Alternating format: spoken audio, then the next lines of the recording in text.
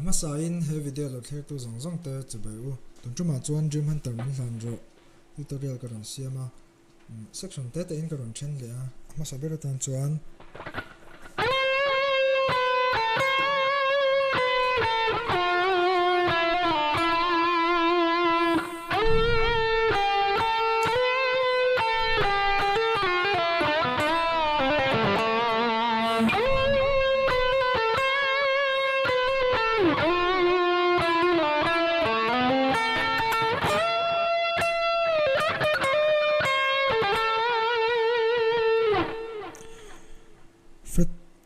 number so pathum na second string a hian kan slide phenga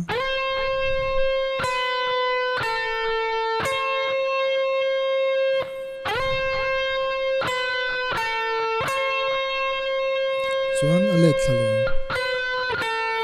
chuan fret number som na hian kan slide chuk thungang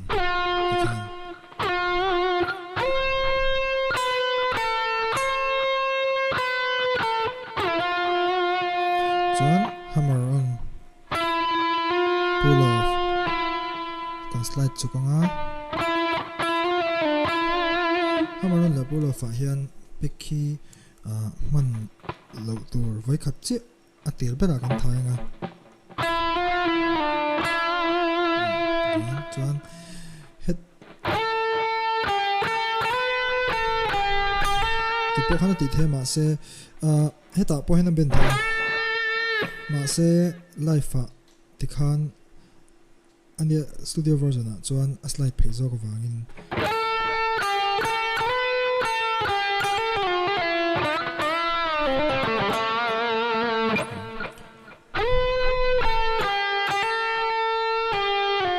pull off lenga ta hen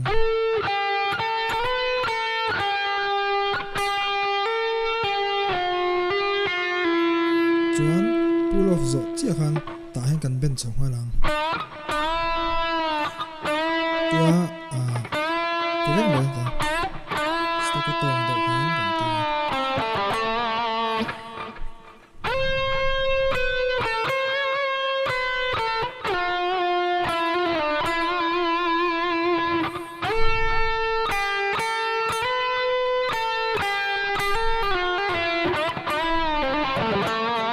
kan ti ka soi du cho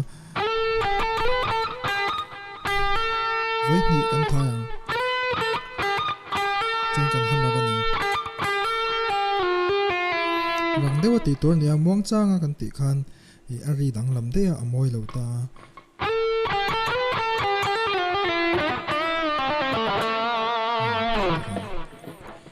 chuan anexa chuan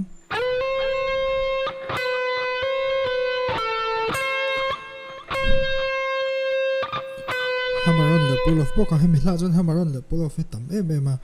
ai kan mang deu zeu don ne chuan twelve atang hen kan hammer on lang pull off lenga chuan ama sa kha chuan helai kan hang ta ma se tu na chuan 14 fret na hian kan ti de anga a ul sam zo ka ai ka chuan ta kha ul sam zo ba na a thei ve tho he ta pin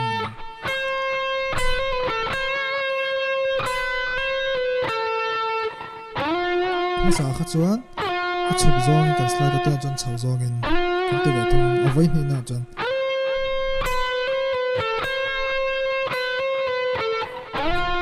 ka rang deu te la tor ni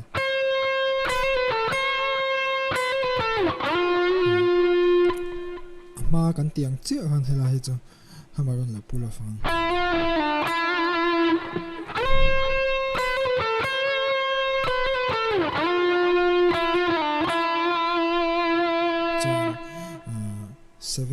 seven fret fourth string atang hian e kan slide phelian chuan kan hammer on hmalang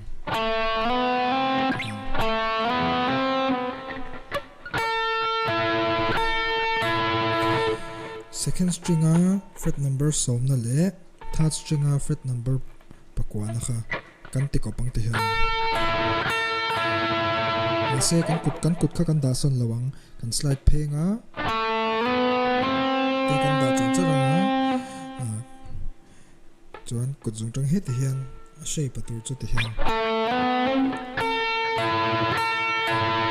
thế mình chụp kỹ về đâu này với nhỉ cái này với nhỉ căn thang không repeat đan này chứ chuan 15 nó trong hiền full bend hiền hết tiệt cần bend thì non lawin cần bending nó trong hiền cần pick non là do con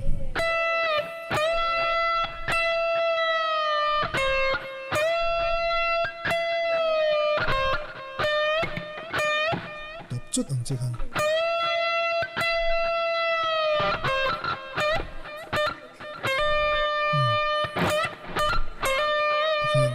tập chút ang 15 na chuan 15 bốc à hen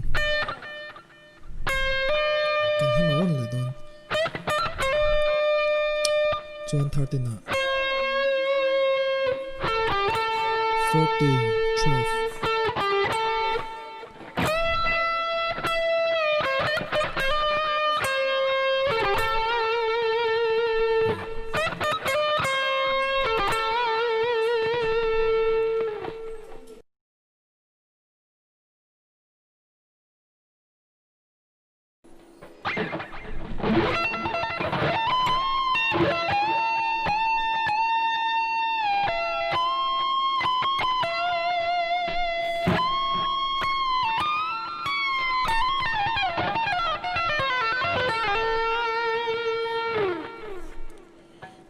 section 2 na tan chuan sui patela fret number som pahnih na tang hian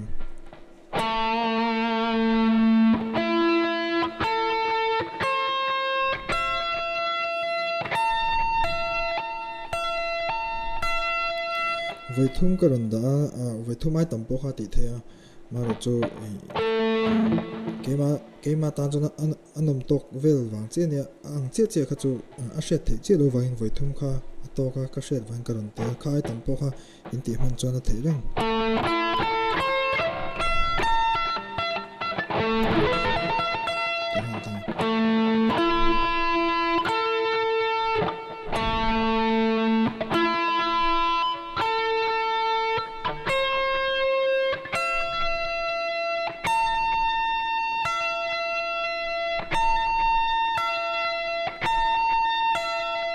Vaithum kan pull off dan tin ani chu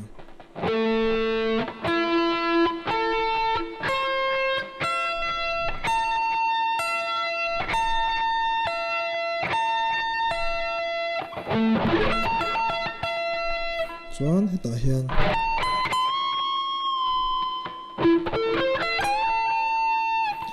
a 17 fret 17 second string le third string kha kan mute nga pel thi kan tiang deuh hlek khan kan pel lawang chuan first string che hi kan pel hian khatiang khan kan thai tho singa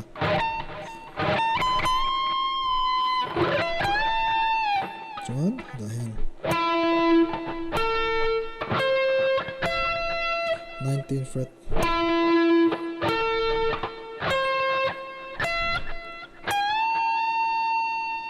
với khát cần bên lẹng cho nó với thùng na cho bên sa trăng hiền cần thái lại tấp bằng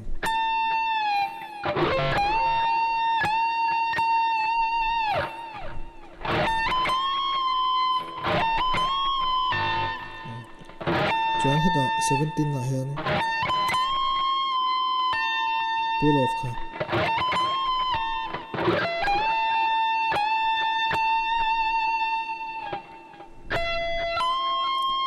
half bend Happy life at the anya studio version kha chona tichi lo na se amoi zo ka karon zepte na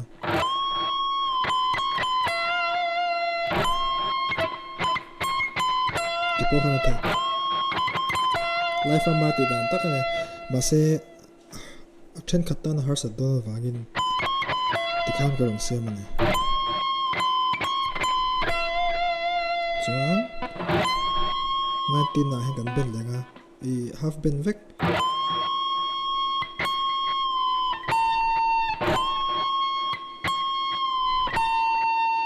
chuan ta hen kan te pang 22 fret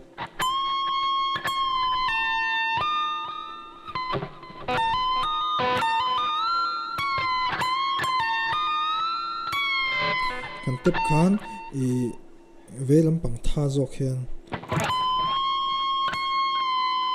kan chang ta chuan kan tep panga te hian ma se helam pang tha hian tia kan chho puyang chuan kan thla vek ma si khan helam pang kan tep kha kan thla ve le thung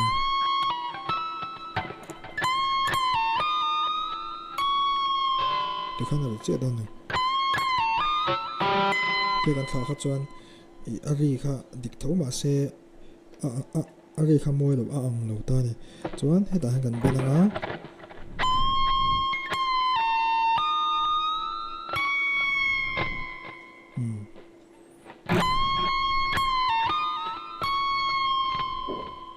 chuan ta han kan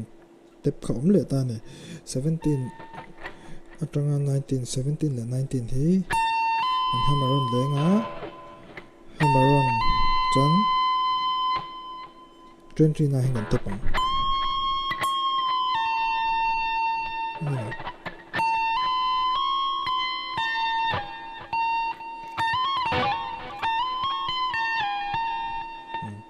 hamaron le pull of charger helai page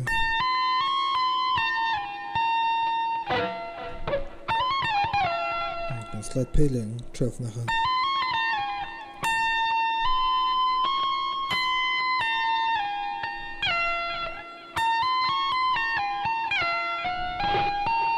Twelve, 13, 15.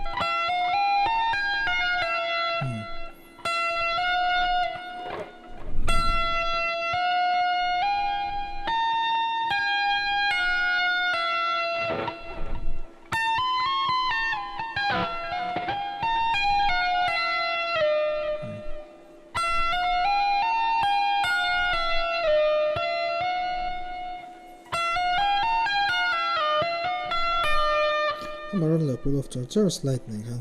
12 atang slide peling hamaron pull off chang heta hen in ma pick thai lo in dinglam pang mang lo to pin kujing ta in 13 na hen kan vo to pang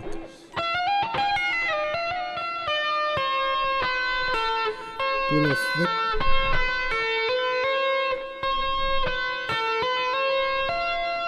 aron let le lampang khan ka cho la kal tir vek na aron let le lampang che khan 17 na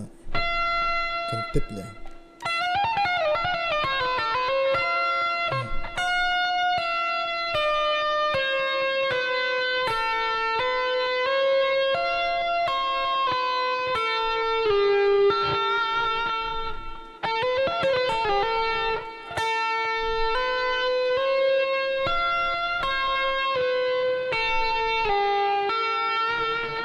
ma pek kan hmang to ma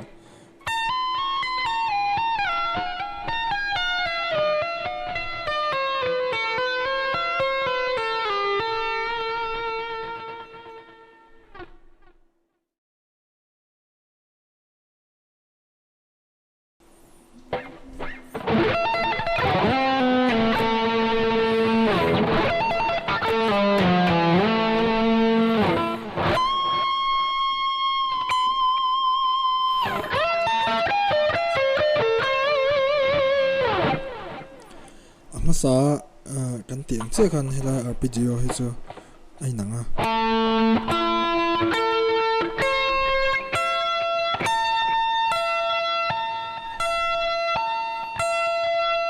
ai nang che ne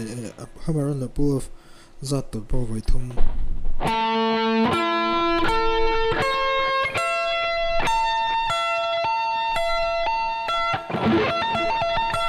chuan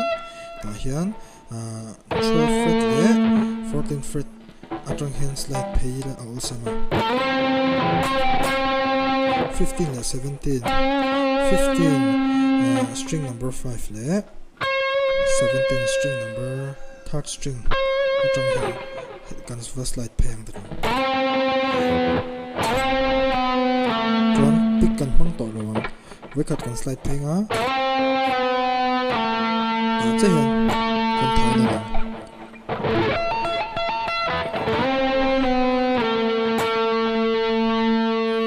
chuan apangai amasang chi khan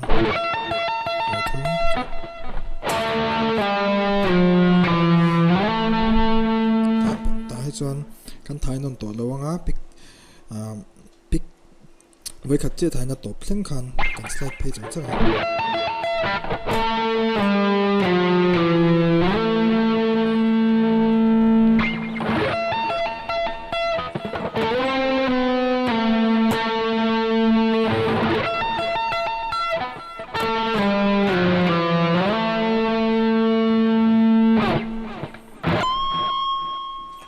19 na hian half bend thawin vibrato nga chuan kan slide pay ang 15 to 17 he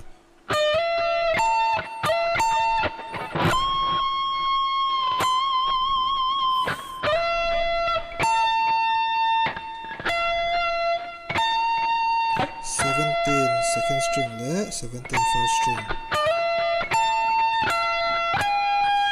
17 at 20 19 17 19 17 tekan